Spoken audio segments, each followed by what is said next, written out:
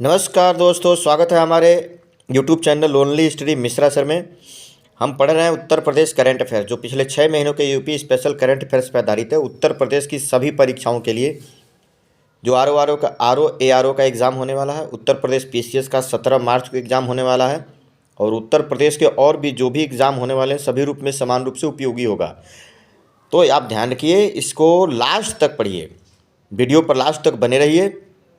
इसमें बहुत ही शानदार प्रश्न रखे गए हैं, एकदम बिल्कुल चुनिंदा, जो आपका परीक्षा में डायरेक्ट जो है ना आ जाएंगे। तो चलिए हम शुरुआत करते हैं।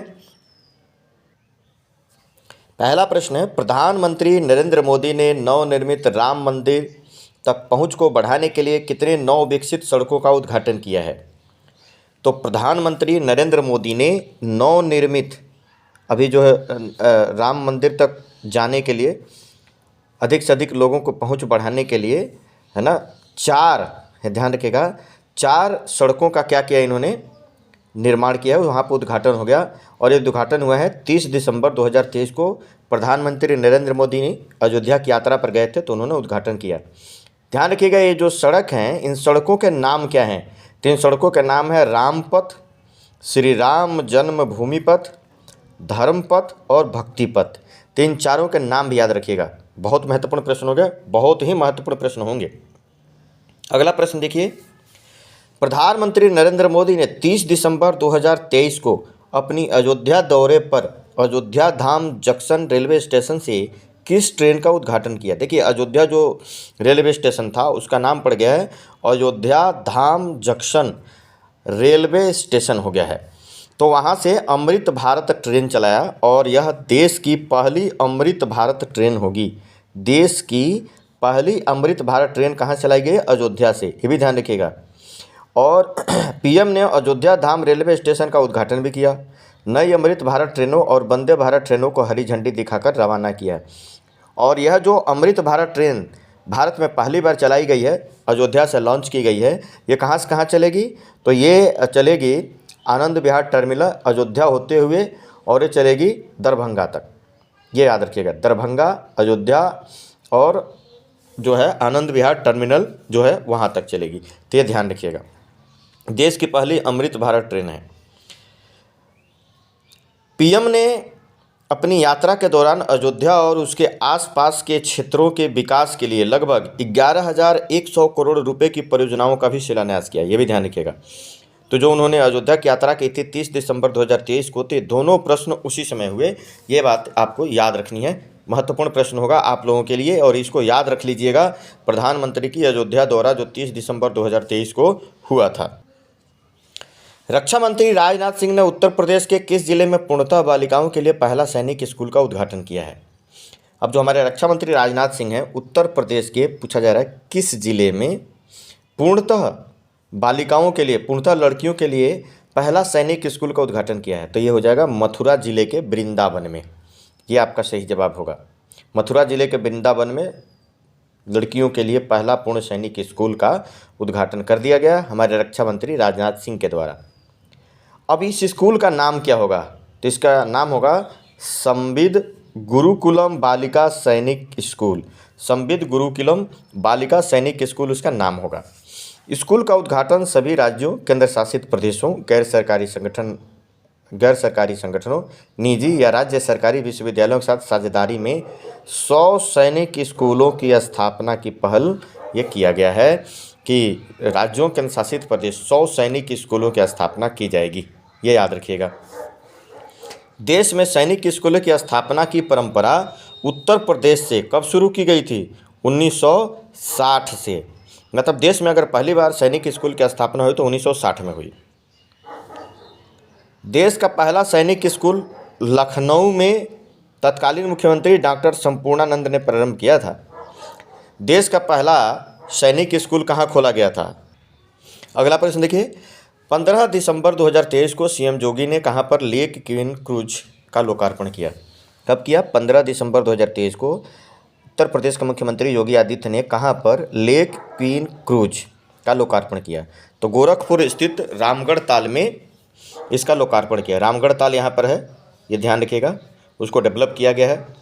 अत्याधुनिक सुविधाओं से युक्त यह नवीन क्रूज दो मंजिला ये क्रूज है।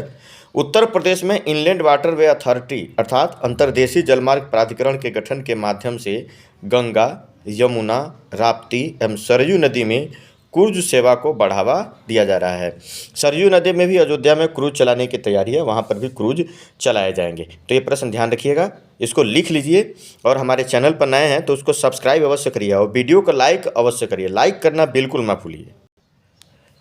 तो उत्तर प्रदेश करंट अफेयर जो पिछले 6 महीने का यूपी स्पेशल करंट अफेयर्स है, उत्तर प्रदेश की सभी परीक्षाओं के लिए उसका भाग 7 हम चला रहे हैं।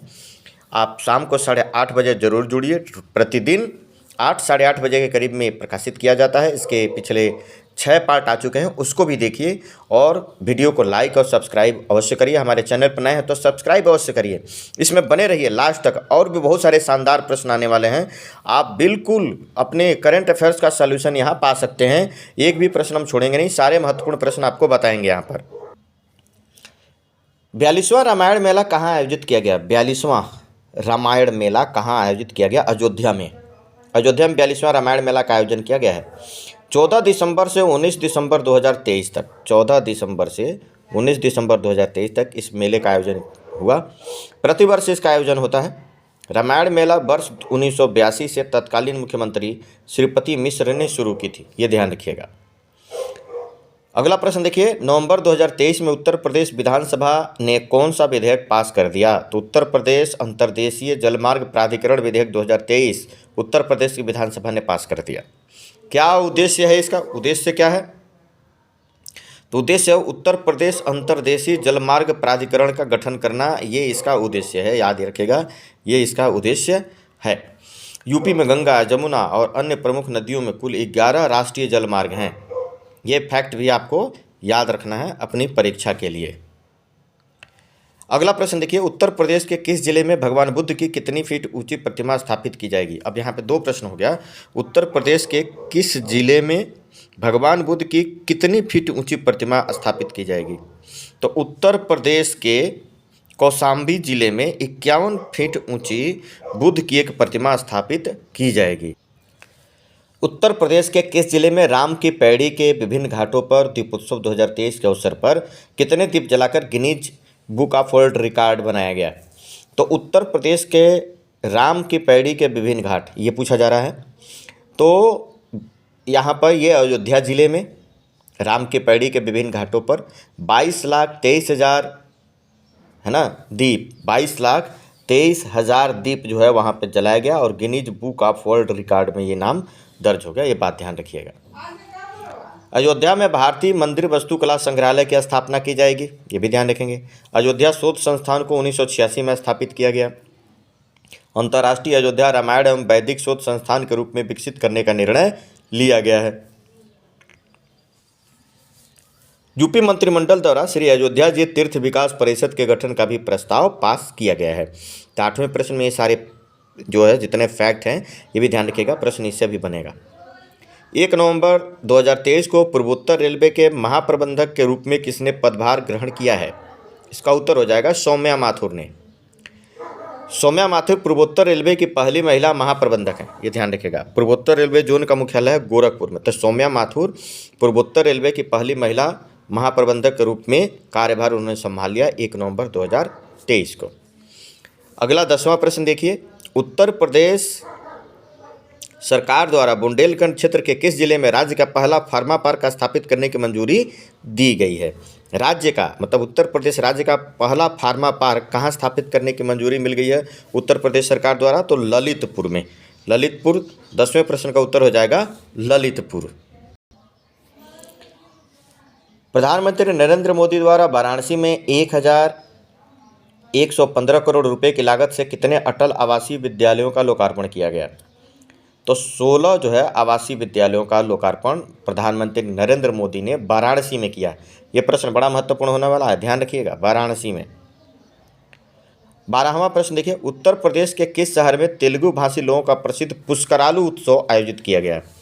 तो तेलुगु भाषी लोगों का जो पुष्करालु उत्सव है वो भी वाराणसी में आयोजित किया गया।